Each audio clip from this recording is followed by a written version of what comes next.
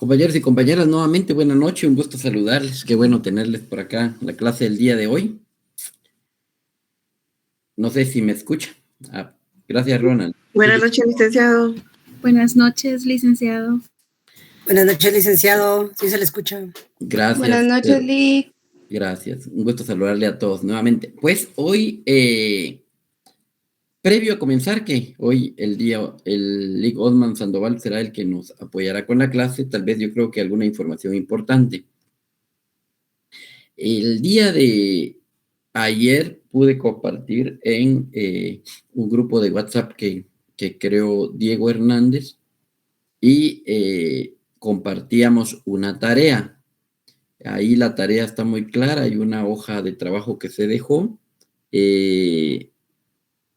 Para las personas que no tengan, pues, que puedan compartir a los otros. Es una tarea para poder obtener resoluciones y documentos de un juicio ejecutivo y de un juicio oral. Es una tarea que tiene 15 puntos, de tal cuenta que esto va a contar para el segundo examen parcial. En ese sentido, tendríamos 25 puntos de examen y tendríamos 15 puntos de la tarea. La fecha no la tenemos exacta porque como no hay una fecha, no tengo fecha aún del segundo examen parcial, pero para dar un poco de tiempo, pudiera ser entregada la siguiente semana después del segundo examen parcial. Entonces, ya en la fecha del examen damos una fecha exacta, pero calculo yo que tendríamos unos 20 días para poder realizarlo. No sé si la recibieron, alguien que tenga algún comentario en este aspecto. Disculpe, Lic, buenas noches. Fíjese que yo no estoy en ese grupo.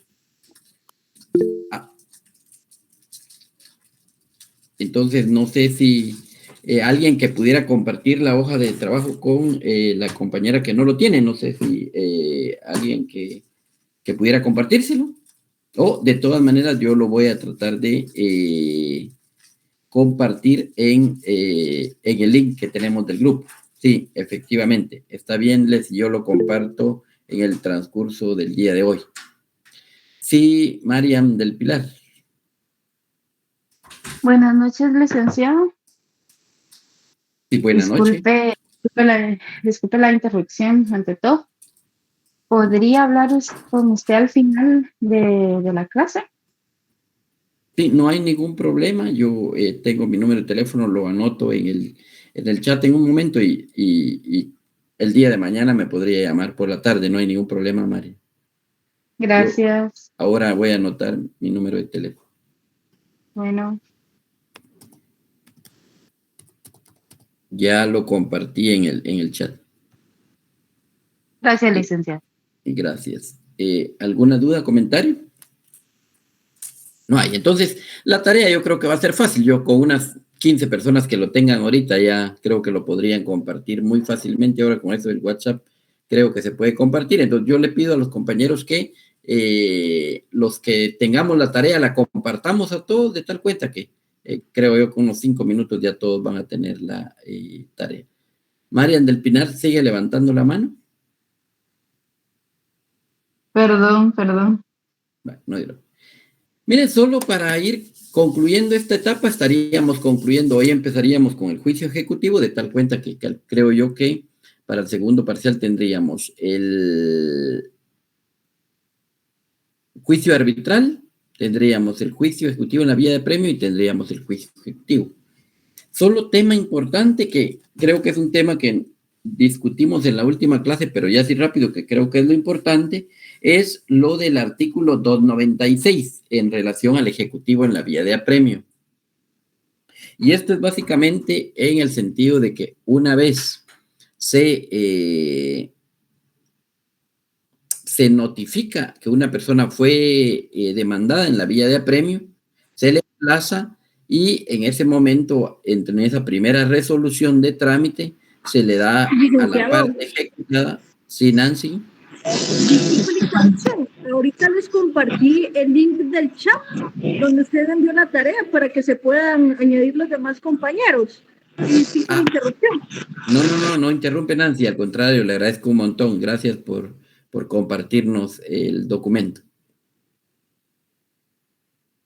Gracias, Nancy. A la orden, Nick. Buenas noches. Gracias, bendiciones.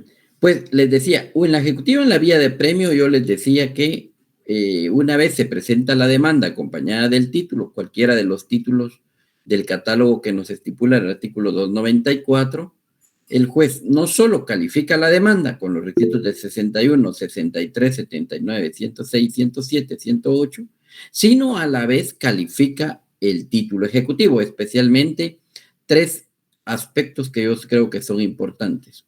Uno, es lo que ya estipulábamos que nos indicaba el artículo 294 en el primer párrafo, que sea una cantidad de dinero, que sea líquido y que sea exigible. Tres aspectos importantes.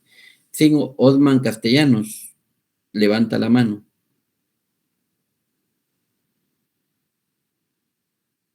Ya no quiso hablar Osman Castellanos. Lies y Mabel también levanta la mano. Mabel Duarte. Gracias, licenciado, por el tiempo. Sí, fíjese que en la última clase me había quedado con una duda, pero debido a que ya había finalizado la clase, pues no quise plantearla. Usted comentaba que en la práctica esto casi no se da, o de hecho no se da, pero se contempla, ¿verdad? Según la ley. Digamos, ¿qué pasaría si cuando el notificador notifica y realiza, notifica y realiza el cobro y la persona paga? ¿Qué monto paga la persona si hasta ese momento no se han computado las costas procesales y los demás gastos? Exactamente, era lo que platicábamos en la clase anterior, de que en los juicios ejecutivos, cuando se comparece a notificar esta primera resolución, la persona designada va en una doble calidad, en una calidad de notificador y una calidad de ministro ejecutor.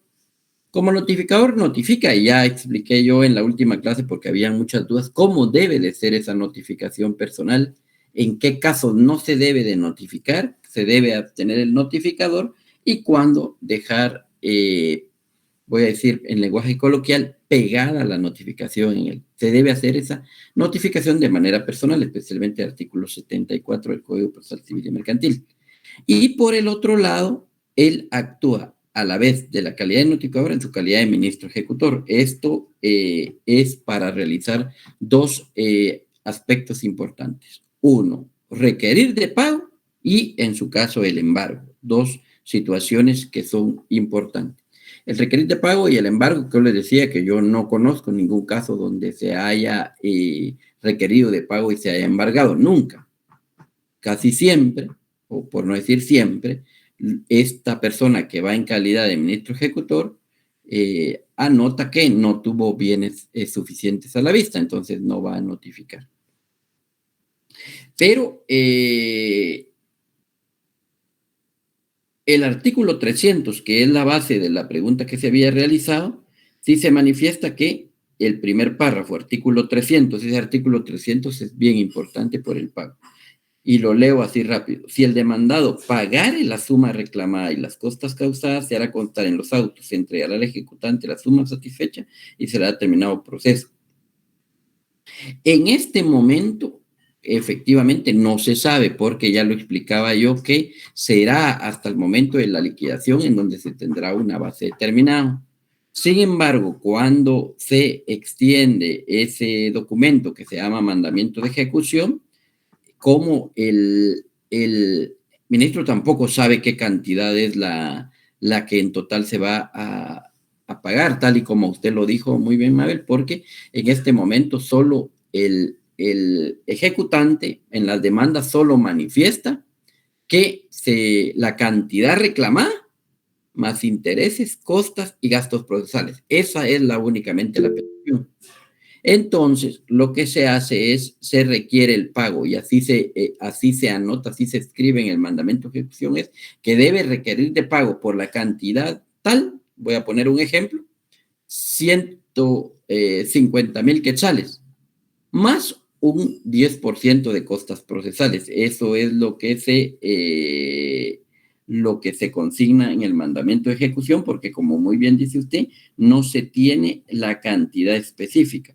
Entonces, es la cantidad que se tiene a priori en este momento, porque efectivamente la cantidad total que se va a requerir, esa se va a determinar hasta el momento se determinaría hasta el momento en que haya una liquidación de costas, donde se aprueba el auto, y es hasta ahí donde se tiene la cantidad exacta de cuánto es la cantidad que se debe deber. Esto es el párrafo del 300, que ya no seguí leyendo.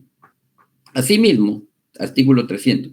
¿Puede el deudor hacer levantar el embargo consignando dentro del mismo proceso la cantidad reclamada más un 10% para liquidación de costas, reservando el derecho de oponerse a la ejecución? Lo anterior se entiende sin prejuicio de que si la cantidad consignada no fuere suficiente para cubrir la deuda principal, intereses y costas, según liquidación se practicará embargo para lo que haga falta.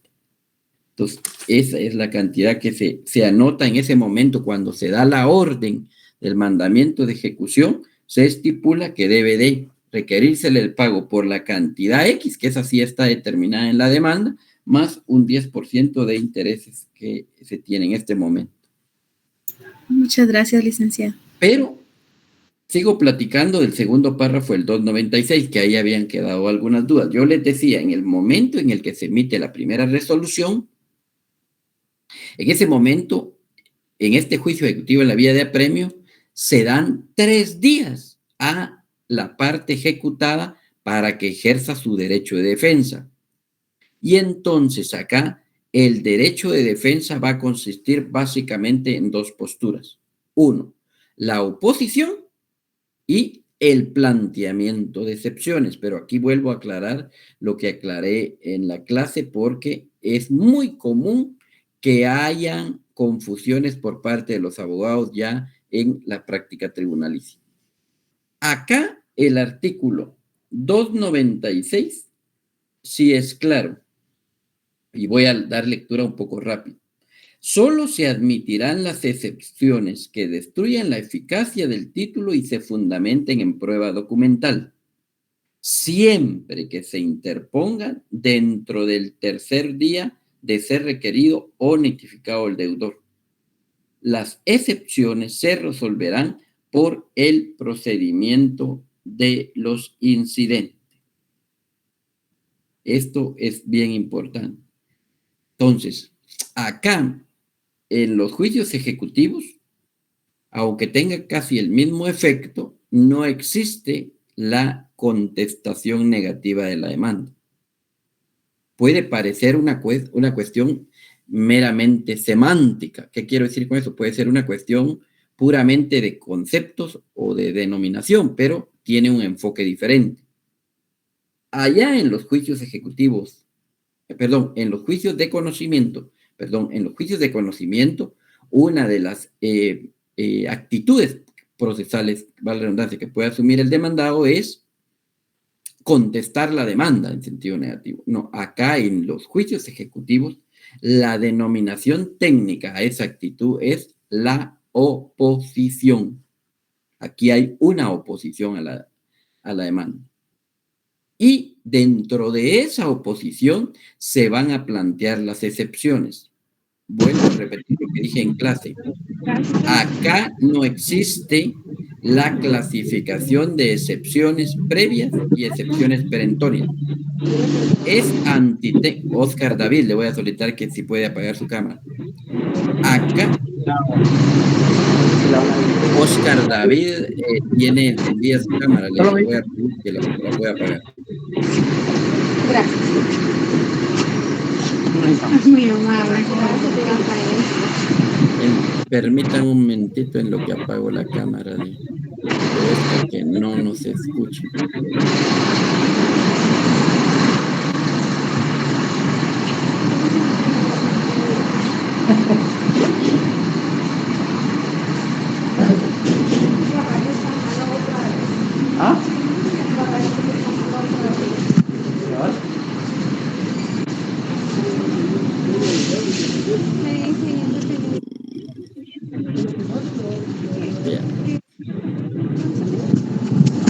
clase.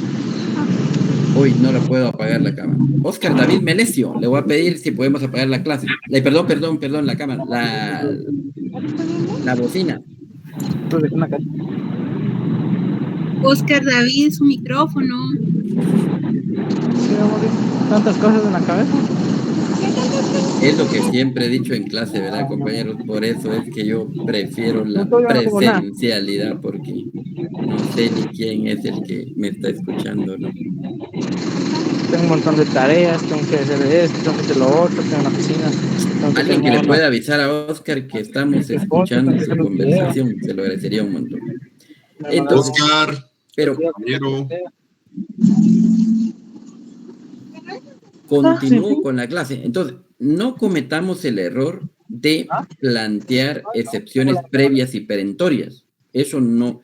De hecho, en el juzgado, nosotros somos del criterio cuando nos presentan, comparezco a plantear excepciones previas, rechazamos de una vez. Digo, en cuanto a los solicitados, no al lugar, toda vez que en este tipo de proceso no existe ese tipo de excepción. De una vez. O planteo aceptar excepciones perentorias. Entonces, de una vez lo rechazamos en cuanto a los citados, no al lugar, toda vez que en este tipo de procesos no existen esa clase de excepciones. De una vez lo rechazamos. Entonces, es un error que yo por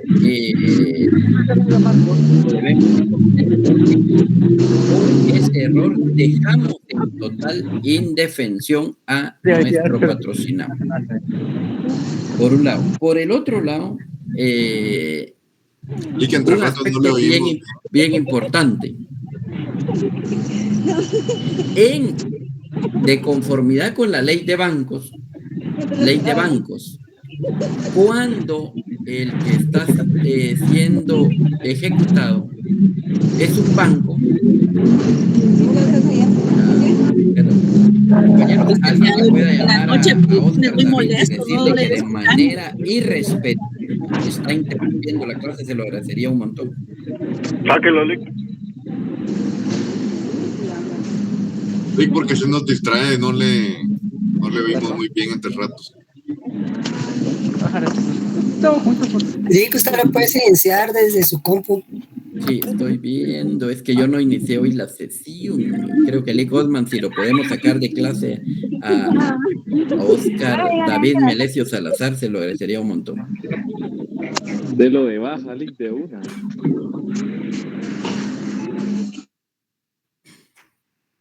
Ya, gracias.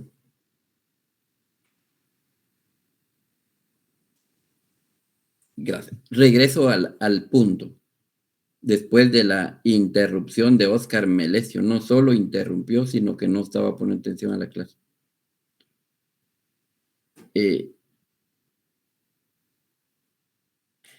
Vuelvo a repetir. Entonces, estas son las...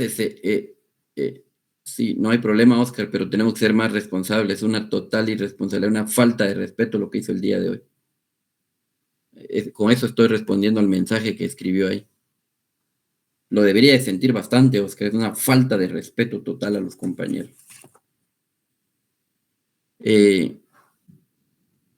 Regreso al tema.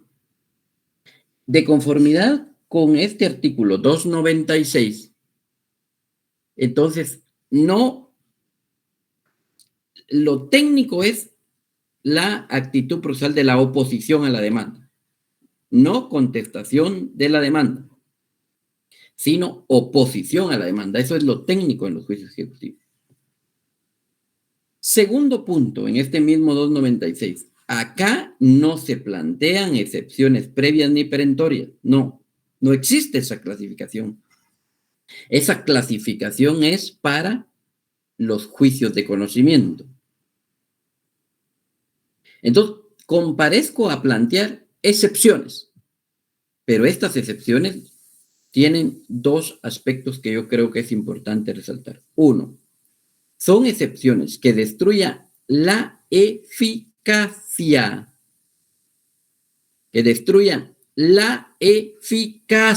del título.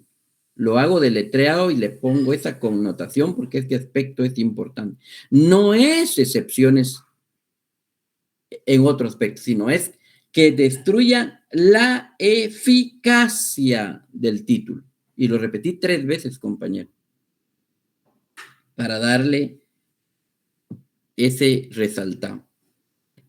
Primer aspecto, excepciones, no existen previas ni perentorias, excepciones que destruyan la eficacia del título. Y segundo aspecto importante, y se fundamenten en prueba documental. O sea, no es solo plantear excepción por plantear, no. Debe ser una excepción que destruya la eficacia del título y que tenga como respaldo prueba documental, que se fundamente en prueba documental, o sea, en prueba de documentos. De hecho, por ejemplo, yo en el juzgado donde ejerzo, por ejemplo, en este juicio ejecutivo no acepto ya en la etapa de proposición la prueba, por ejemplo, de declaración de parte, porque no es una prueba que es idónea para este tipo de procesos. La declaración de parte no van a destruir la eficacia del título ni lo van a dejar sin efecto el juicio ejecutivo. Yo allá no acepto la prueba declaración de parte porque no es eficaz, no tiene idoneidad para este tipo de procesos. Entonces, este aspecto. Pero decía algo que es importante. Cuando el ejecutante,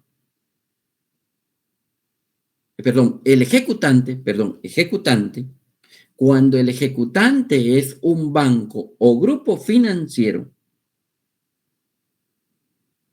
Banco Industrial, Banco GT Continental, cualquiera de los bancos legalmente establecidos en el país. Cuando es un banco de conformidad con la ley de bancos,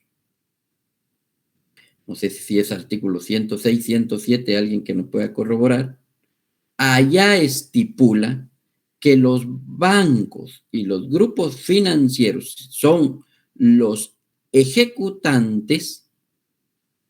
La parte ejecutada en el momento que se le notifique un juicio ejecutivo en la vía de apremio, él puede plantear oposición, claro que sí, y solo puede plantear gracias Lee Cosman, 109, Ley de Bancos y Grupos Financieros. Pregunta de examen, compañeros. Pregunta de examen, compañeros.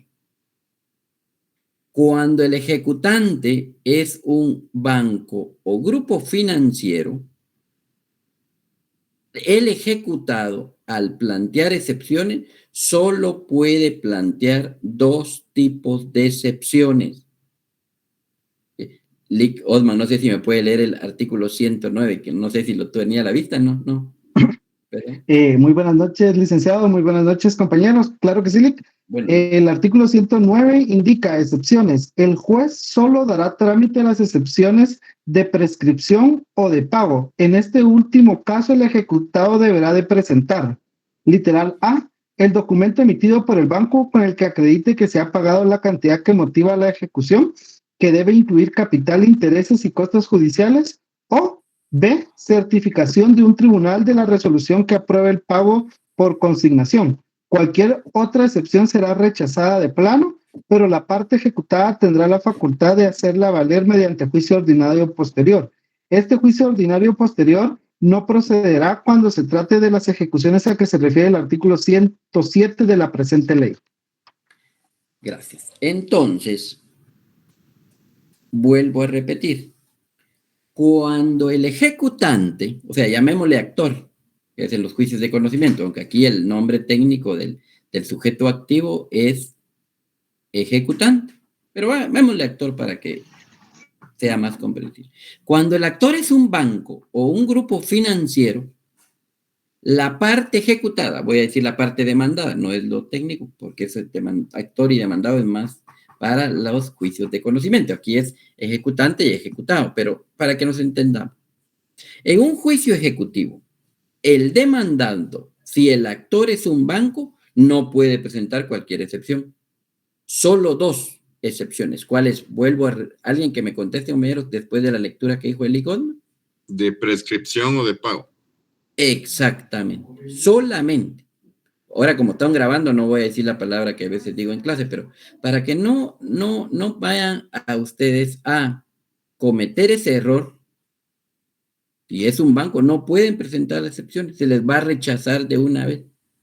Entonces, en el momento en que lo presente, en cuanto a las excepciones planteadas, no al lugar, toda vez de conformidad con el artículo 109 de la Ley de Banco y Grupo Financiero, estas excepciones no se pueden plantear en este tipo de proceso. Así se les va a resolver.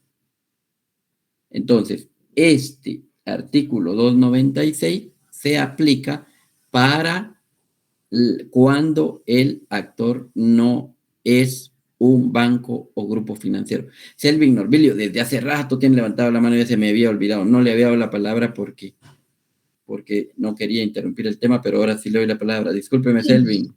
No tenga pena, licenciado. Solo fíjese que me quedé con una duda el día de la última clase. Sí, por respecto favor. cuando se estaba hablando de las notificaciones, de la forma que se podía notificar y cuándo no se podía notificar. Entonces me quedó la incertidumbre cuando se dijo que no se podía notificar por causa de muerte, o que sea que ya no exista la persona, pero entonces ahí venía otro proceso que era la sucesión hereditaria. Creo que así lo entendí, ¿verdad? Pero ¿qué pasa con estos títulos? Por ejemplo, me imagino que cuando la persona fallece, por ejemplo, yo soy deudor de unos 200,000 en el banco, digamos, y yo fallezco, pero no tengo ningún patrimonio, digamos, ¿contra qué va a ir después? Si a mi esposa no le queda ningún patrimonio de parte mía. Sí, gracias, Selvin. Le respondo. Sí, efectivamente, de conformidad con el artículo 74 del Código Procesal Civil y Mercantil, que una compañera lo leyó, yo les explicaba que de conformidad con ese artículo, y lo leo así rapidito porque qué mejor que mis palabras el texto del artículo 74. Cuando el notificador sepa, por constarle personalmente o por informes que se den en la casa de la persona que deba ser notificada, acá resalto que ésta se halla ausente de la República o hubiere fallecido.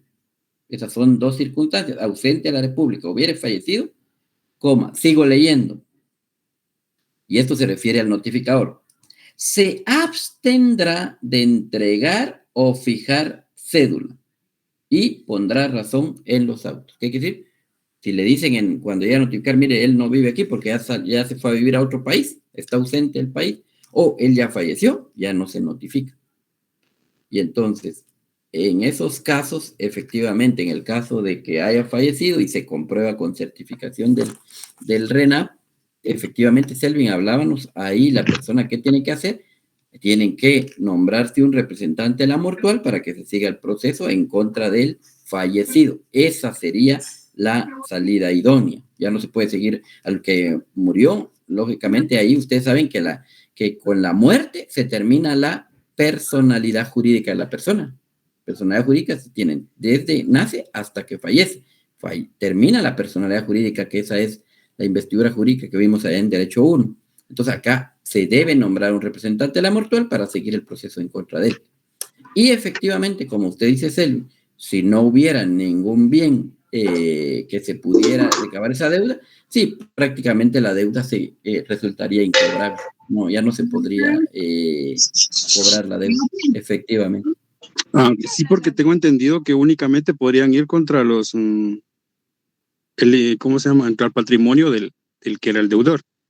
Efectivamente, así es el bien. Hablemos del caso de usted, ¿va? Usted que nos acaba de confesar de que no tiene ningún bien y que su esposa lo mantiene. No, es broma, es broma. No, es broma, es broma. No, efectivamente, si la persona no tiene ningún bien, no resultaría incobrable, ¿verdad? Porque la representante del mortual, pero es contra los bienes o patrimonio que tenga la persona. Ok, muchas gracias, Lick. Con eso concluyo esta parte que había quedado un poco de dudas en la última clase, pero era importante hacerlo. Si no hay ninguna otra duda, sí, Ronald, de acuerdo a su mensaje, así es como usted lo escribió ahí, Ronald José Pineda. Únicas excepciones que pueden interponer contra los bancos, que pueden interponer contra las demandas que plantean los bancos es excepción de prescripción y de pago. También el pago debe de estar acreditado de manera documental. Un compañero lo decía en la última clase, por ejemplo, los vouchers, sí, ¿verdad? Las boletas de pago, esas serían la prueba documental que se podría presentar en los juicios ejecutivos. Sí, buenas noches, mucho gusto. Dice que tengo una consulta. Sí, o sea que en este juicio ya no se confronta uno con el ejecutado. Si en dado caso no fuera el ejecutante, solo es puro papeleo. Sí, estos juicios son eminentemente documentales, Olti. Así es. Sí, son básicamente de manera documental. Gracias, Lick. Gracias. Lick, una consulta. Dijo usted que el segundo párrafo del artículo 296, ese no aplica cuando es banco o grupo financiero. Bien aplica. Lo que yo dije es que ahí se plantea el tema de las excepciones. Pero las excepciones acá no tienen denominación, ¿verdad? Exacto. O sea, no hay excepciones ni previas. Acá son excepciones que destruyen la eficacia del título y que se fundamenten en prueba documental. Pero en este caso, las excepciones que se refiere a este artículo 296, si en dado caso el ejecutante es un banco, el ejecutado solo podría interponer las excepciones de prescripción y de pago. Voy a ponerlo de ejemplo, Diego, discúlpeme que no lo va a ofender. Si usted, por ejemplo, un banco le inicia un juicio ejecutivo a usted, el Banco Industrial, por ejemplo, usted para defenderse no puede plantear cualquier excepción, no puede plantear la excepción de que lo que dice el banco es mentira, porque no, eso no puede plantear esa excepción. Usted solo podrá plantear la excepción de prescripción alegando que el derecho ya prescribió. O podría alegar, él ya no me puede cobrar porque yo ya pagué. Planteo la excepción de pago. Esas son las únicas dos excepciones que puede usted plantear si el ejecutante es un banco. Ok, Lick, entendido. Gracias. Lick Osman, le robé 42 minutos, disculpas, por favor, pero es que no alcanza el tiempo acá. Buenas noches, licenciado, nuevamente. No, hombre, no tenga pena, pues aquí todos seguimos aprendiendo. Entonces yo creo que no es haber robado el tiempo, sino al contrario, creo que se aprovechó mucho. Y pues con la venia del licenciado Estuardo, pues voy a continuar yo con el tema que vamos a empezar el día de hoy. Difícilmente se logre terminar, pero creo que se terminaría el día miércoles, que es el tema del juicio ejecutivo. Entonces, para empezar, pregunto, ¿alguien me puede dar la diferencia entre un juicio de conocimiento y un juicio ejecutivo? Y un juicio de ejecución, perdón.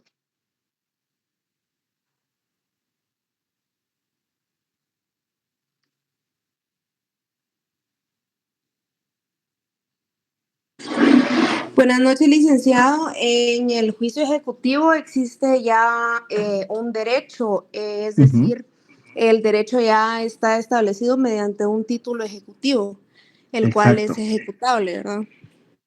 Y en el juicio de conocimiento, ¿qué es lo que se hace entonces? En el juicio de conocimiento se quiere establecer a quién le asiste el derecho. Exacto, muy bien, gracias, Dina. Ahora, pregunto, como sabemos, en todo proceso hay dos partes, ¿verdad? El actor y el demandado. En los juicios de ejecución, ¿cuál es el nombre que reciben estas partes?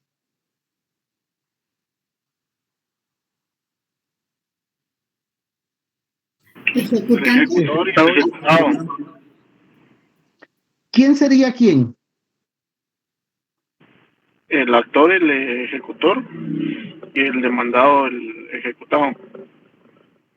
Ok, es ejecutante y ejecutado, ¿verdad? El actor, el ejecutante, o sea, el que va a ejecutar, y el demandado es el ejecutado, al quien le están pidiendo que pague o que cumpla con la obligación que ya contrajo previamente.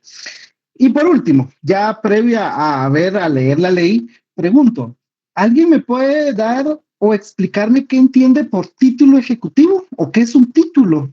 ¿Verdad? No es un nombre, ¿verdad? No es el nombre que se le da a algo, no. ¿Qué es un título en los juicios de ejecución?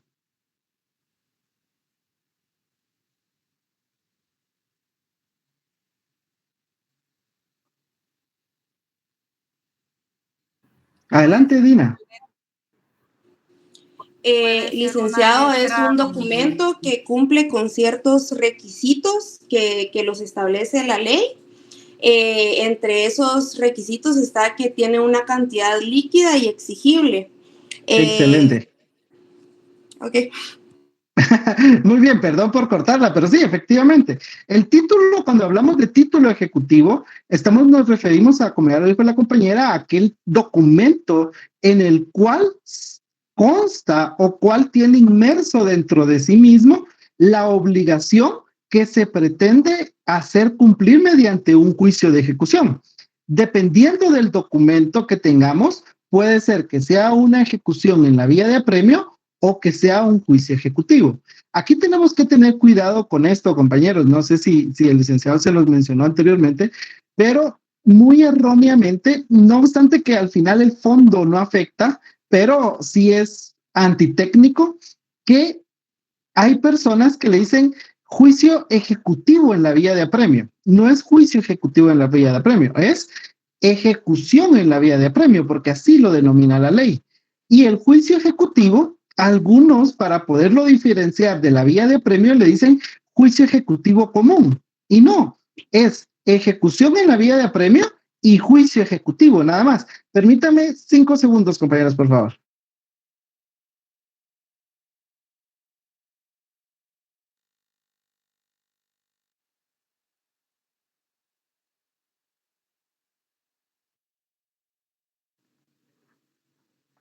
Ok, entonces, como les decía, tenemos a la ejecución en la vía de apremio y al juicio ejecutivo. Entonces, eso lo tenemos que tener claro y pues nosotros como estudiantes de Derecho, como abogados, pues no podemos cometer esos errores de decirle juicio ejecutivo común o juicio ejecutivo en la vía de apremio. Insisto, es ejecución en la vía de apremio y juicio ejecutivo, ¿sí? Nada más.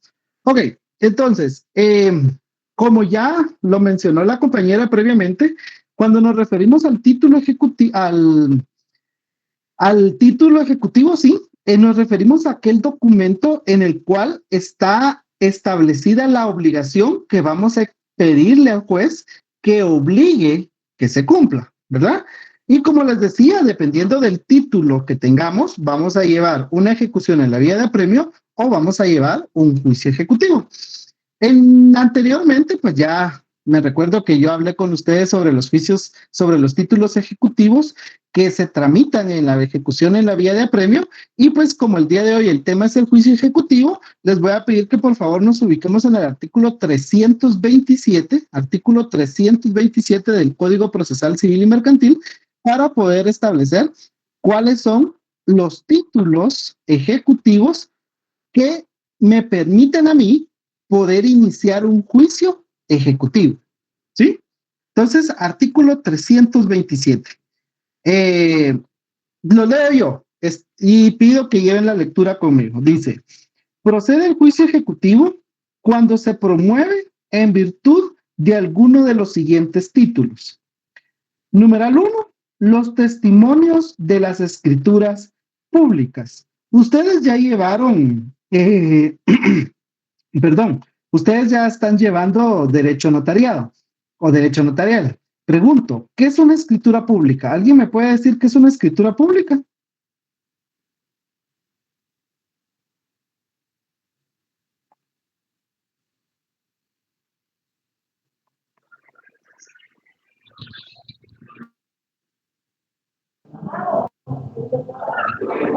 Licenciado, una escritura pública es un documento en el cual pues es autorizado por notario y es a petición de partes. Es en el cual se da o se declara que hay un hecho o un derecho. Ok, me parece bastante bien. Me parece bastante bien. La definición, pues, es un poco más amplia la que la ley nos da de lo que es una escritura pública o lo que debemos de entender por escritura pública, pero efectivamente, como ya lo dijo Gerson, una escritura pública es un documento público autorizado y faccionado por un notario en el cual se hace constar, pues, una declaración de voluntad, ¿sí? O un negocio jurídico. Y recordemos que los contratos son negocios jurídicos. Entonces, dentro de una escritura pública, ya espero que ustedes en lo sucesivo, en sus clases de notariado, pues puedan ampliar el tema este de las escrituras públicas. En una escritura pública, ustedes pueden hacer constar un contrato. El contrato más común que se puede dar para poder considerar que esa escritura constituye un título ejecutivo es el contrato de mutuo o el reconocimiento de deuda. Son por lo general dos contratos que se dan en la práctica. Entonces, por ejemplo, les voy a explicar. Yo le digo a Gerson, mire Gerson, yo necesito que usted me preste 10,000 quetzales. Entonces Gerson me dice, claro, Lee, con mucho gusto yo le presto los 10,000 quetzales, pero ¿cómo hacemos constar de que yo le voy a dar esos 10,000 quetzales y cómo hacemos constar cuáles son las condiciones? Porque yo se los voy a prestar, pero necesito que me lo devuelva dentro de un mes o dentro de 2 meses y necesito que me pague 5% de interés por los 10,000 quetzales que yo le voy a prestar. Entonces vamos ante un notario y le decimos, mire, señor notario, le pedimos que por favor haga una escritura pública en la que se haga constar de que Gerson me va a dar a mí la cantidad de 10,000 quetzales y que yo le voy a pagar el 5% de intereses y que se lo voy a pagar dentro de 2 meses. Entonces el notario tiene una función que ustedes ya van a ver que se llama la función orientadora y la función modeladora. Nosotros le exponemos nuestro caso al notario y el notario es el que tiene que ofrecer cuál es la mejor opción de contrato que se pueda hacer en este caso. Entonces, repito, aquí nosotros ya le expusimos que él me va a dar dinero y que yo se lo voy a pagar y que dentro de 2 meses y que 5% mensual. Entonces el notario va a decir, muy bien, aquí las dos opciones más viables es hacer un mutuo o hacer un reconocimiento de deuda. En el mutuo comparecemos los dos, en el cual se hace constar de que yo recibí el dinero y que se lo voy a devolver. En el reconocimiento de deuda, hago yo constar de que yo recibí la cantidad de dinero de 10,000 quetzales por parte de Gerson y que en tal plazo yo se lo voy a pagar. Esa escritura pública que se hace en una hoja de papel sellado especial para protocolo, le queda en poder al notario, ¿sí? Porque el notario lleva un registro de todas las escrituras que él va realizando. A ese registro, a ese conjunto de escrituras públicas que él va realizando durante el año se le llama protocolo. Entonces, la escritura pública que el notario va a realizar, le queda en poder del notario porque esa tiene que ir dentro del protocolo, ¿verdad? O sea, el notario no nos va a dar a nosotros la escritura pública. Insisto, la escritura pública le va a quedar en poder al notario. Entonces, el notario lo que va a hacer es darnos a nosotros un testimonio. Exacto, nos da un testimonio. Exactamente, Gerson, a eso iba. Él nos da un testimonio. Si yo pierdo, rompo o lo que sea, ese testimonio, puedo volver a ir con el notario y decirle, mire, Lick, fíjese que perdí mi testimonio, me puede dar otro y el notario me va a dar otro. Las veces que yo necesite, él me puede dar un testimonio nuevo. Entonces, el testimonio que el notario me dé de esa escritura pública donde se hace constar el mutuo o donde se hace constar el reconocimiento de deuda, ese testimonio es un título ejecutivo, ¿sí? ¿Alguna duda con este primer título ejecutivo para los juicios ejecutivos? ¿Qué es el testimonio de la escritura pública? No, ok. Ahora, si ustedes recordarán en Derecho Civil 4, cuando ustedes vieron los contratos en particular y vieron el último libro del Código Civil, adelante, Gerson. Perdón, Selvin, no sé si usted tiene la mano levantada desde la anterior vez o tiene alguna duda también.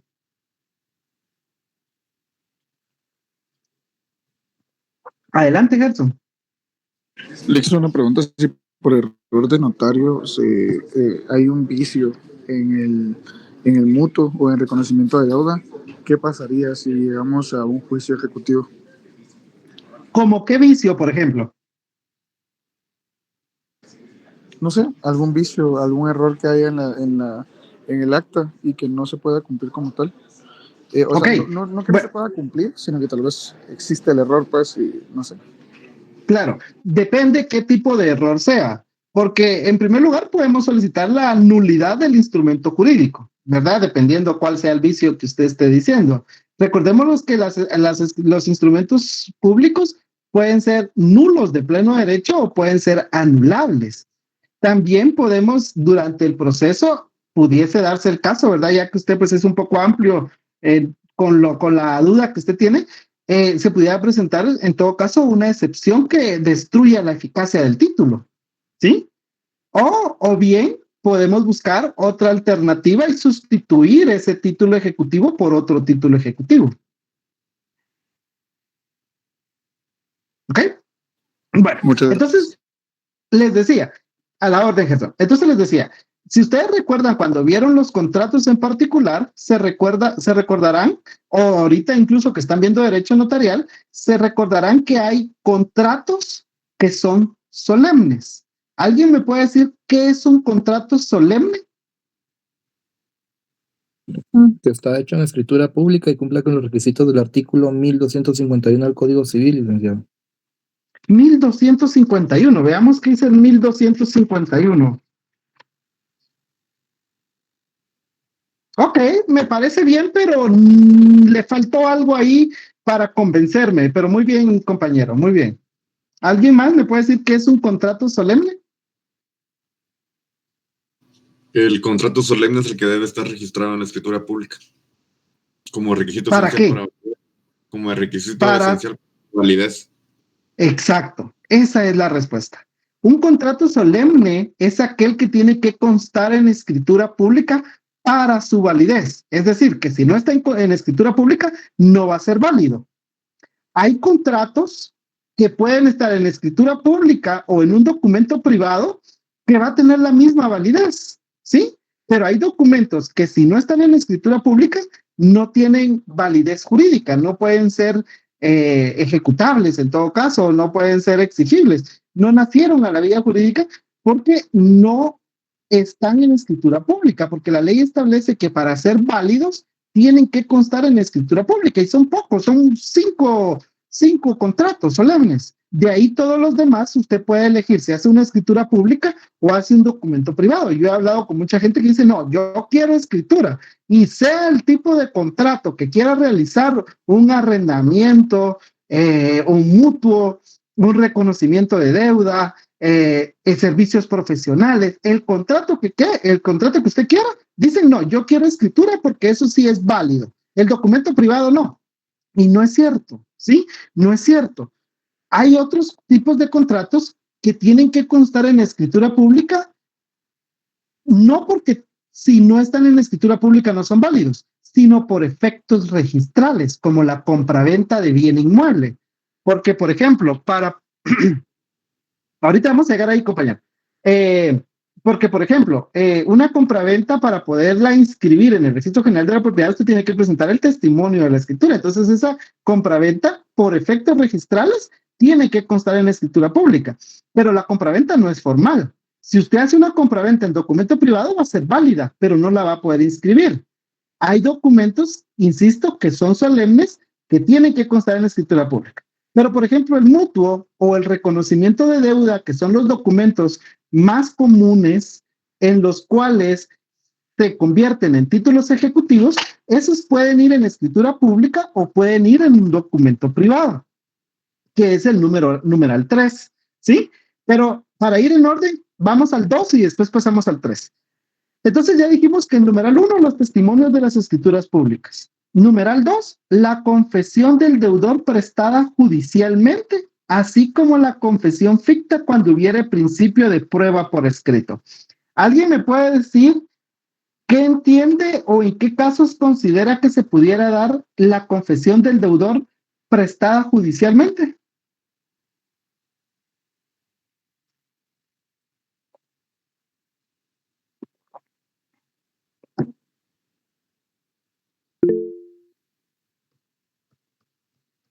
Jeremy, creo que tiene levantada la mano. Ya la abajo. Adelante. Cuando no existe un documento físico y solo fue de palabra, por ejemplo. Ok, ¿y qué hacemos aquí en este caso entonces? Presentar la confesión, solicitar como medio de prueba, presentar como medio de prueba la confesión judicial. Como dentro del juicio ejecutivo, vamos a solicitar que se le tome declaración al deudor. No, yo considero que ahí tendría que irse por un juicio ordinario para poder determinar el derecho y posterior a ello ya tener el título ejecutivo para poder ir. Ok. Excelente jugada. Solo que, ¿alguien más antes de contestarle a Jeremy?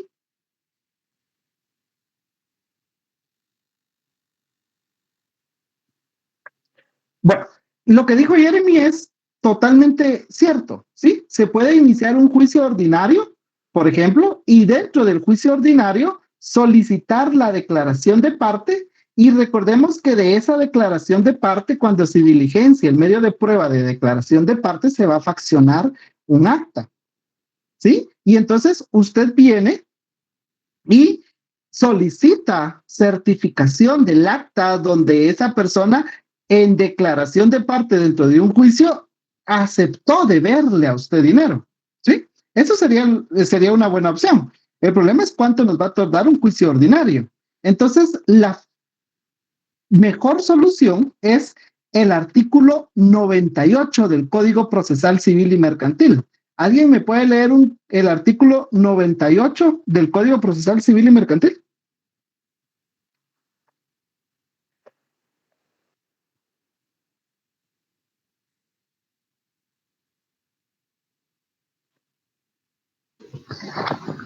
Artículo 98. Posiciones. Solo Carla, perdón. ¿Cómo se llama la sección? Pruebas anticipadas. Pruebas anticipadas. Excelente. Adelante. Siga con la lectura, por favor.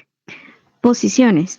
Para preparar el juicio, pueden las partes pedirse recíprocamente declaración jurada sobre hechos personales conducentes, lo mismo que reconocimiento de documentos privados. Ok, ahí estamos. Okay. Sí, ahí estamos, no tenga pena. Gracias, Carla. Entonces, ¿qué dice aquí? Gracias, compañera. Entonces dice prueba anticipada y nos dice para preparar el juicio. De hecho, se los confieso, yo en la práctica creo que ha sido lo que más me ha funcionado. Cuando no hay un documento donde se haga constar el préstamo, la obligación que se adquirió. Por ejemplo, yo vengo con Diego y le digo, mire, Diego, présteme 5,000 quetzales. Y Diego dice, mire, está bueno, yo le voy a dar los 5,000, pero yo voy a confiar en usted. Resulta que no le pago los 5,000 quetzales a Diego. ¿Y qué puede hacer Diego? Diego viene y solicita a un juzgado como prueba anticipada lo regulado en el artículo 98. Le dice al juez que para preparar un juicio futuro, como prueba anticipada, le pide que señale una audiencia para que yo pueda ir a dar declaración jurada, ¿sí? Entonces, el juez, usted solo hace una solicitud al juez. El juez, en calidad de prueba anticipada, señala audiencia para el día tal y tal, ¿verdad?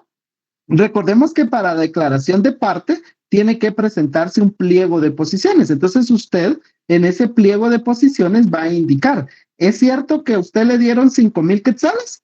Sí. ¿Es cierto que a la fecha ha incumplido con el pago de los 5,000 quetzales? Sí.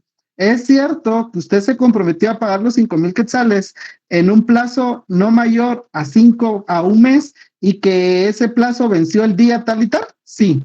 Solo con esa declaración, que es prestada ante juez, porque dice prestada judicialmente, o sea, es prestada ante juez, ya esa certificación de esa declaración ya constituye título ejecutivo. Entonces, a veces yo he escuchado que las personas dicen, es que mire, yo cometí la tontera de que no pedirle que me firmara nada. No importa. Podemos llevarle una prueba anticipada de declaración de parte. Esa es la forma como comúnmente se le denomina. No es la forma correcta y técnica de decirlo, pero para que lo entendamos, sería así. Prueba anticipada de declaración de parte. Adelante, compañera. Carla. Gracias, licenciado. En el caso de que en esta declaración lo niegue la persona. Ahorita voy. Juan Estuardo, creo que había levantado la mano. La misma pregunta iba a ser, licenciado, perdone. Ok. Miren, es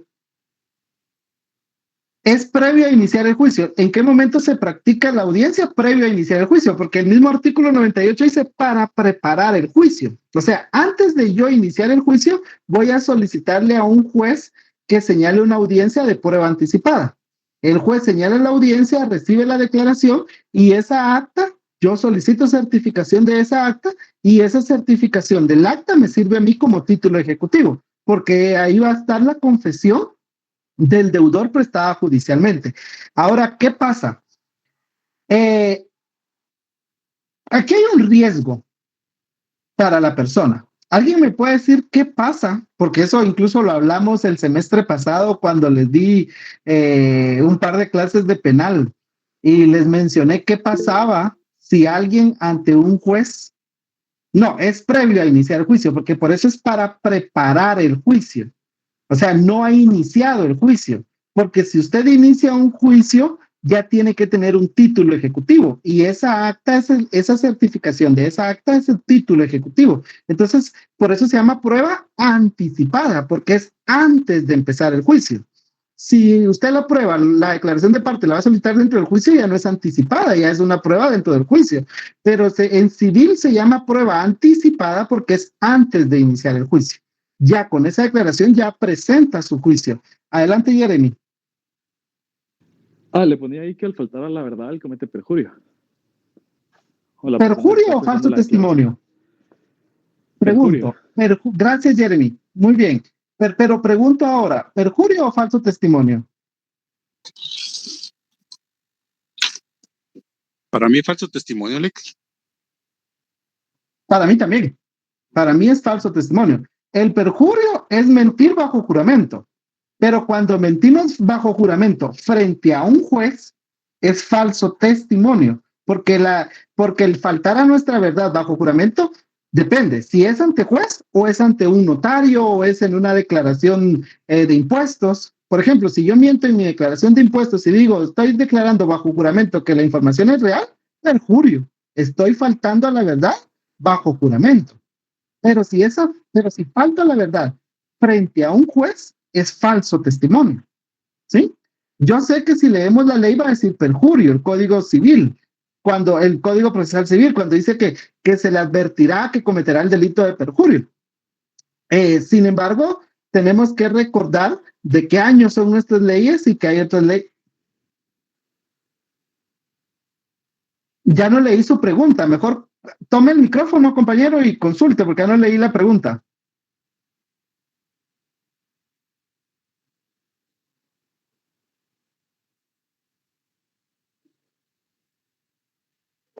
Ronald, sí.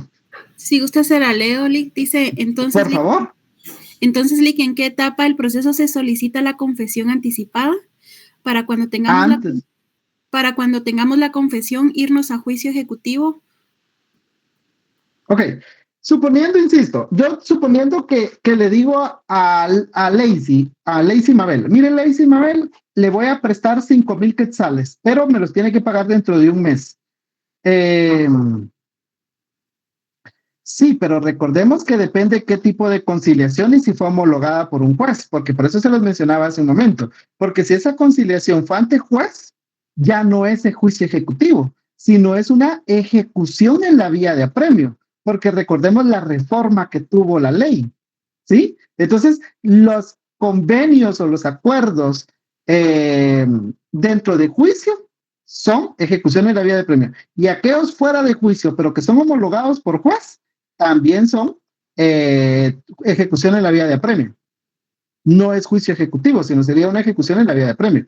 Entonces, insisto, yo le digo a Lacey Mabel, Lacey, yo le voy a prestar 5,000 o 10,000 quetzales, pero usted me los paga dentro de un mes. Y Lacey me dice, muy bien, yo se los pago dentro de un mes. Pero mire, yo confío en usted y no firmamos nada. Muy bien. Pasa el mes y Lacey no me debe nada, no me lo paga. ¿Yo tengo algún documento? ¿Tengo algún título para poderla demandar? No. Yo tengo que tener un documento donde conste que yo le presté ese dinero a Lacey, pero Lacey no me firmó nada a mí. Entonces yo le pido a un juez que en prueba anticipada señale una audiencia para que le tomen una declaración bajo juramento y Lacey en esa declaración bajo juramento va, en teoría, a aceptar que sí me debe. Yo las preguntas que le voy a dirigir a Lacey es, mire, Lacey, ¿es cierto que usted recibió 10,000 quetzales de Osman Sandoval? Sí. Lacey, ¿es cierto que usted al día de hoy ha incumplido con el pago de esos 10,000 quetzales? Sí. Lacey, ¿es cierto que usted como fecha máxima de pago tenía el día 30 de septiembre del 2024? Sí. Ya esa declaración ya demuestra que efectivamente yo le di el dinero a ella y que ella no me ha pagado. Entonces, de esa declaración se va a hacer un acta, porque de toda audiencia se hace un acta. Yo al juez, cuando termine la audiencia, le voy a pedir certificación y el juez del juzgado me va a dar la certificación. Entonces, yo con esa certificación voy a hacer mi memorial de demanda y esa certificación va a ser mi título ejecutivo para iniciar mi juicio ejecutivo. No sé si ahora sí, compañero.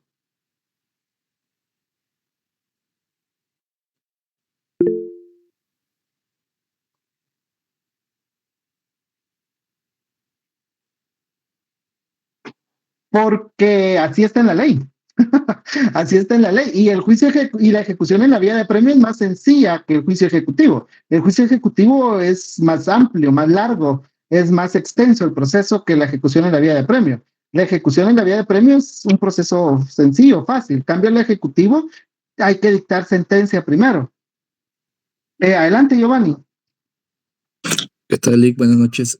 Solo a mí sí me quedó la duda, ¿cómo hago la solicitud ante el tribunal o el juez competente para hacer esto de la prueba anticipada, Lick? Un memorial.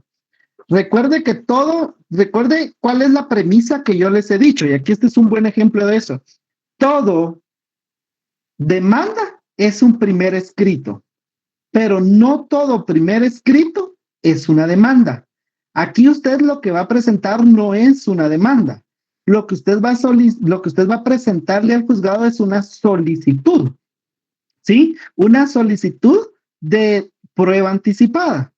Pero como es una solicitud y es el primer memorial que está presentando, tiene que llevar todos los requisitos del artículo 61, 107, 109, todo, ¿sí? Y entonces usted le hace ver al juez que usted le pide al juez que usted desea iniciar un proceso en contra de X o Y persona y que para preparar el proceso solicita que en calidad de prueba anticipada se señale día y hora para recibir la declaración de fulano de tal y adjunta su plica con su pliego de posiciones. Y eso es todo. Ya el juzgado recibe el memorial, ve que cumple los requisitos de la ley, señala día y hora para la audiencia, manda a citar a la persona y le recibe su declaración de parte. Y ahí eso es todo. Muchas gracias, Lick. Adelante, Carla. Gracias, Lick. En esa declaración solo está entonces el que va a declarar, no la parte que... No, usted como interesado también se puede presentar, pero si no quiere no lo hace. Pero obviamente lo va a hacer, ¿va? Y más si usted es la abogada. A usted le tiene que decir, mira, ahí tenemos que estar. No aprovecharse, pero ustedes tienen que ver que efectivamente el juez cumpla con las formalidades y que no vaya a haber una sugestión por parte del juez para que la persona declare, ¿verdad? Sino ustedes van a ver ahí que se cumpla con la declaración como la ley lo establece. Entonces, no es necesario que ustedes estén, pero por supuesto que tienen que estar, pues. Ya. No, si la duda era si solo la cita era para el que iba a declarar o si es una audiencia, como decirlo, normal. Donde están... Sí, ahí se le notifica. Lo que pasa es que como usted presentó una solicitud al juzgado, el juzgado va a dictar una resolución. ¿Y qué dice la ley? Que toda resolución se debe notificar. Entonces usted va a estar enterada de qué fecha es la audiencia. Entonces usted se presenta y dice, mira, yo vengo a la audiencia porque soy parte. Y como parte tengo derecho a estar en la audiencia.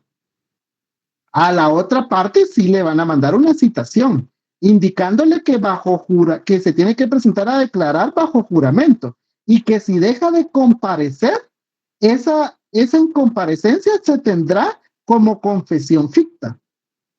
O sea, si la persona se presenta, tiene que decir la verdad. Si miente, comete delito. Y si no se presenta, entonces se tiene como aceptado los hechos indicados por el solicitante.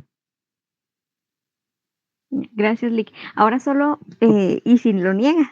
Esa era mi otra duda. Insisto, también. Si lo niega, usted ya tendría que irse a la vía penal y denunciar a la persona por cometer delito, por estar mintiendo frente a un juez. Por eso es que lo ideal es que, por ejemplo, si a usted le debe a alguien, o usted es la abogada de esa persona a quien le deben, usted dígale a esa persona que le mande aunque sea un mensaje de texto, de WhatsApp. Mira, disculpa, te recordás que yo te presté el dinero y ya lo necesito, estamos a tal fecha, y vos te comprometiste que me lo vas a pagar. Y que le responda, sí, mira, discúlpame, pero no he podido. Y ahí ya aceptó. Ese mensaje de texto es prueba, sí, en un proceso penal para demostrar que la persona acepta que tiene una deuda y que mintió frente al juez. Obviamente en el ramo civil no sirve de nada esa respuesta de la persona, pero que la persona lo haya reconocido por un mensaje de WhatsApp, ya esa persona va a decir, no, si yo miento ante el juez voy a cometer delito. Ok, gracias, Lic. Licenciado, Okay, bueno. y si nunca le notificaron a la persona que demandaron de que tenía un préstamo, ¿ah? Y de una vez le ejecutan el descuento judicial y sin notificarle. No comprendí bien su pregunta, Delfina. La verdad no se lo comprendí. ¿Si me la puede volver a plantear? Que póngase que en el trabajo había una caja de buena voluntad, le decían, porque todos los trabajadores ahorraban. Pero hubo un caso que las dos personas que se hicieron cargo a abrir la caja, al mismo tiempo van un préstamo, pero habían personas que les hacían firmar una letra de cambio. Entonces, las personas pagaban su deuda, ¿va? Pero ellos siempre utilizaban la letra porque no la devolvían y ya se iban a ejecutarle a ellos ¿cómo se llama? Un embargo. Claro, sí, mire, eso ya es otro tema, porque si sí pagó y no le devolvían la letra, pues ya puede haber un tema de estafa o algo por el estilo, pues, pero eso ya es otro tema. En todo caso, la misma letra de cambio sería el título ejecutivo. Adelante, Lacey. Gracias, licenciado. Disculpe, ahorita que se está mencionando todo eso me surgió una duda con un caso familiar, de hecho. Digamos, si un tío que, bueno, ya falleció, pero en su momento pues era ya bastante adulto mayor, tenía un disque amigo y sabemos que, digamos, mi tío le prestó una fuerte suma de dinero, solo de palabra, porque antes pues la palabra era muy formal y se cumplía, ¿verdad? Claro. Y esta persona, o sea, ante los hermanos que fueron herederos de los bienes de ese tío, saben todos de que existió ese préstamo, ¿verdad? Mi pregunta es si como algún tipo de... Procede lo mismo. Recuerde que los herederos son herederos de los derechos, acciones y obligaciones. Y entonces, si hay un derecho, que en este caso sería una deuda, pues los herederos pueden solicitar lo mismo, ¿verdad? Una prueba anticipada de posiciones. Ah, ya. Ok, gracias. Muy bien. Excepto si ya pasó el plazo de prescripción, ¿verdad? Que creo que es de 10 años. No, eso vamos a ver, espero que me dé tiempo. Bueno, sigamos pues. Entonces, número 1, ya dijimos los testimonios de las escrituras públicas. ¿Quién extiende los testimonios? Los notarios, el notario que faccionó la escritura pública. Número 2, la confesión del deudor prestada judicialmente. Entonces, dentro de un juicio, generalmente de conocimiento, se pudo haber pedido declaración de parte y que en ese juicio ordinario o en ese juicio sumario, en ese juicio oral, en la declaración de parte la persona haya reconocido en su declaración que le debe a la otra persona, se pide certificación del acta o bien se puede solicitar como prueba anticipada, que era lo que estábamos hablando ahorita, la declaración de parte, se pide la certificación del acta y esa certificación pues también es título ejecutivo. Número 3. Les mencionaba, los contratos pueden constar en escritura pública o pueden constar también en documento privado. Entonces, un mutuo o un reconocimiento de deuda se puede hacer en documento privado. ¿Pero qué nos dice el numeral 3? Documentos privados, fíjense, suscritos por el obligado o por su representante y reconocidos o que se tengan por reconocidos ante juez. ¿Sí? Y entonces aquí nos da lo mismo. Por ejemplo, yo le presté dinero a Delfina y Delfina me dice, está bueno, yo recibo dinero y se lo pago dentro de un mes. Pero, ¿sabe qué? No vayamos con un notario porque no tenemos dinero y ¿para qué lo voy a hacer yo gastar, Delfina? Mire que usted necesita el dinero y ¿para qué vamos a gastar en el notario? ¿Sabe qué? Yo aquí en la computadora o a mano voy a hacer un documento donde se hace constar que yo le presto el dinero y que usted me lo tiene que pagar y que le doy un mes para que me lo pague. Firma Delfina, firmo yo o solo ella porque es un reconocimiento de deuda. Y si ella no me paga, yo puedo pedirle al juez lo mismo que estábamos hablando ahorita con la declaración de partes, solo que con el reconocimiento de documentos. Veamos el artículo 98 otra vez. Dice, para preparar el juicio, pueden las partes pedirse recíprocamente declaración jurada, lo mismo que reconocimiento de documentos privados. ¿Sí? Entonces, si Delfina y yo llegamos a un acuerdo en el cual yo le prestaba dinero y ella me lo iba a pagar, yo puedo hacer en mi computadora un documento sin ir con un notario. Y eso es un documento privado, donde se hace constar que yo le presté el dinero. Pero si ella no me paga, para poder yo iniciar un juicio ejecutivo, tengo que pedirle a un juez en calidad de prueba anticipada que señale una audiencia para que Delfina llegue al juzgado a reconocer que efectivamente ella firmó ese documento. Entonces, por eso dice, documento privado suscrito, o sea, firmado por el abogado, por el obligado, perdón, y reconocido, o que se tenga por reconocido ante juez competente. Entonces, eso lo vamos a hacer mediante prueba anticipada de reconocimiento de documento. O bien, usted como notario puede venir y legalizar las firmas. Porque ¿qué es lo último que dice el numeral tercero? Y los documentos privados con legalización notarial. Entonces, si es un documento privado que tiene firma legalizada, ya es título ejecutivo. Ya puede iniciar su juicio ejecutivo si el documento privado tiene firma legalizada. Entonces, por ejemplo, si ustedes van a hacer un mutuo, hagan firma legalizada para evitar tener que solicitar la prueba anticipada.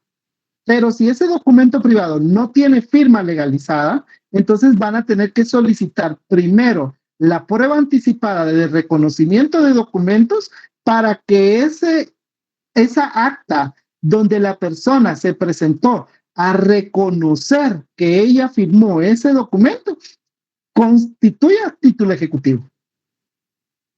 ¿Estamos? Bueno. Numeral 4.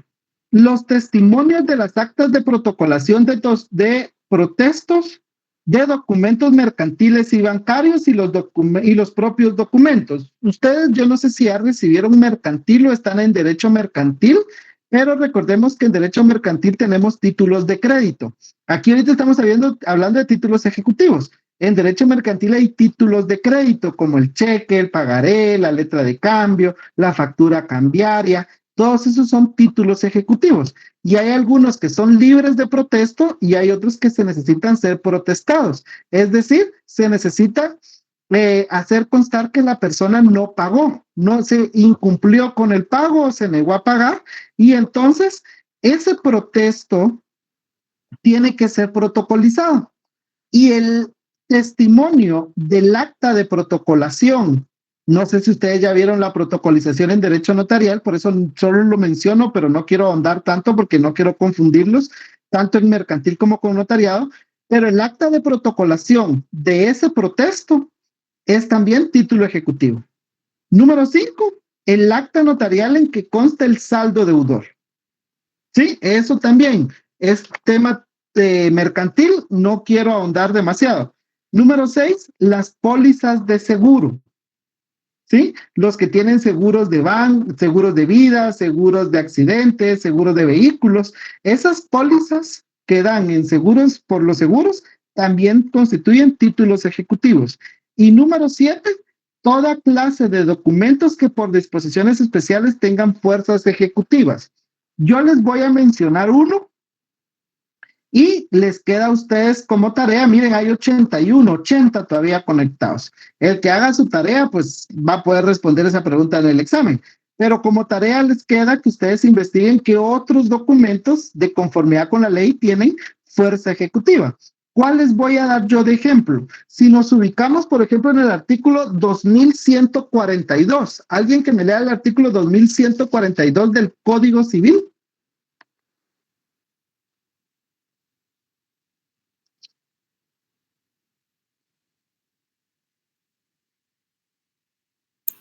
Creo que lo tengo.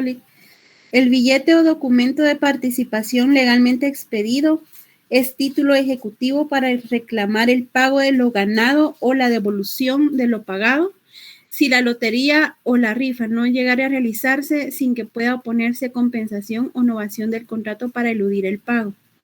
Excelente, gracias. Entonces, los billetes de lotería o de las rifas, por ejemplo, ustedes han visto que venden muchos de esos billetes de Lotería Santa Lucía, 2142 del Código Civil, ¿sí? Entonces, ese billete de lotería, exactamente 2142, gracias Jennifer, ese billete de lotería constituye o entra dentro de este numeral 7, que dice toda clase de documentos que tengan fuerza ejecutiva. Un ejemplo sería, insisto, el billete de lotería, ¿sí? El billete de lotería es aquel documento que tiene fuerza ejecutiva por disposición legal. Como tarea les queda a ustedes investigar por lo menos uno más, ¿sí? Si pueden investigar más, pues mucho mejor, pero si no, al menos uno más. Nos quedan solo 4 minutos. Solo hablemos del artículo 328, integración. Dice 328, además de las disposiciones especiales previstas en este título y en el siguiente, se aplicarán las normas correspondientes a la vía de apremio. Por eso una compañera decía, ¿por qué no vimos primero el ejecutivo y después la vía de apremio? Porque el juicio ejecutivo es más largo, es más amplio. Y número 2, por integración, lo del juicio ejecutivo se va a aplicar lo de la ejecución en la vía de apremio se va a aplicar en el juicio ejecutivo, ¿sí? Y por último, los títulos enumerados en el artículo anterior, o sea, lo que ya vimos, los testimonios de las escrituras públicas, los documentos privados, la declaración judicial, los pólizas de los seguros, todo eso, dice, segundo párrafo del artículo 328, los títulos enumerados en el artículo anterior pierden su eficacia ejecutiva en los mismos casos previstos en el artículo 296. Entonces, ¿cuántos años tengo yo para poder iniciar mi juicio ejecutivo? Según los títulos ejecutivos estos que mencionamos anteriormente. ¿Alguien que me diga?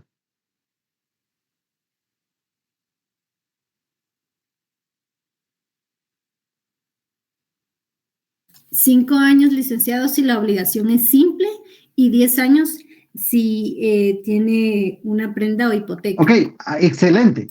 Eso nos dice el artículo 296, pero para los juicios ejecutivos únicamente aplican aquellos que no tienen hipoteca o prenda, porque si tienen hipoteca, entonces sería una ejecución en la vía de apremio.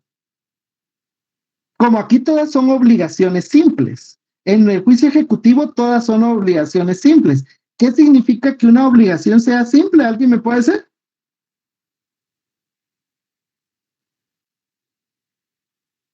Que no tiene ninguna garantía. Exacto, que no existe una garantía que respalde el cumplimiento de esa obligación. Entonces, en los juicios ejecutivos, todas las garantías, todos los títulos ejecutivos o todas las deudas son simples, porque no hay garantía. Si hubiera hipoteca, entonces ya nos vamos a la ejecución en la vía de apremio, ya deja de ser un juicio ejecutivo, ya sería ejecución en la vía de apremio. Bueno, compañeros, lamentablemente no pudimos avanzar un poco más, pero creo que quedó bastante claro lo de los títulos ejecutivos. Entonces, no sé, en el par de minutos que nos queda, pregunto, ¿alguien tiene alguna duda? Sí, con el caso que le planteé de lo de la sucesión hereditaria y la persona que pues hizo un gran préstamo. Entonces, como Ajá. él no está garantizado con hipoteca, entonces sería el plazo de 5 años para hacer la reclamación. Sí, lo que sucedería aquí es que habría que ver si hay cómo probar, ¿verdad? ¿Cuál fue el plazo que el señor se comprometió a pagar el dinero? Porque puede ser que el señor se lo haya dado y le haya dicho, mira, te presto 200,000 quetzales y me lo pagas durante 50 años. ¿Sí? Entiendo. Ahora, si el señor que falleció les mencionó a sus hijos, miren, yo le presté a él dinero y yo le dije a él que le daba 1 año para pagármelo, pero no me lo ha pagado, entonces ahí a partir de la fecha en que él tenía que haber pagado, a partir de ahí empiezan a contarse los 5 años. Ah, entiendo. ¿Sí? ¿Verdad? Pero sí, porque eso es algo, o sea, si yo le presto dinero a usted, yo le digo, mire, le voy a prestar yo 100 quetzales, pero ¿cuándo me los paga?